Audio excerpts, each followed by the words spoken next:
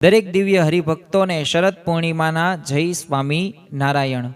અક્ષરબ્રહ્મ ગુણાતીતાનંદ સ્વામીનો જન્મ 17/10/1785 ભાદરા ગામની અંદર એ આશો સુદ પૂનમ એટલે કે આજના દિવસે શરદ પૂનમના દિવસે થયેલો.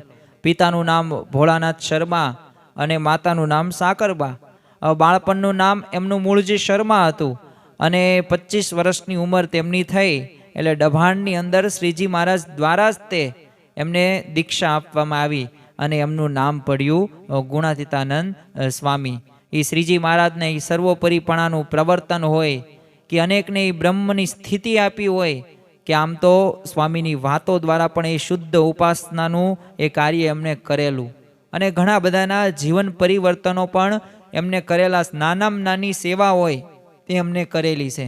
તો આવા તો ઘણા બધી એમની વાતો છે અને એમનું અંતર્ધાન 11/10/1867 ગોંડલની અંદર થયું. 82 વર્ષની એમની ઉંમર હતી અને એ જ સમાધિનું સ્થાન જે અત્યારે આપણે ગોંડલની અંદર આવેલું છે જેને આપણે અક્ષરદેરી પણ કહીએ છીએ. જય સ્વામી નારાયણ.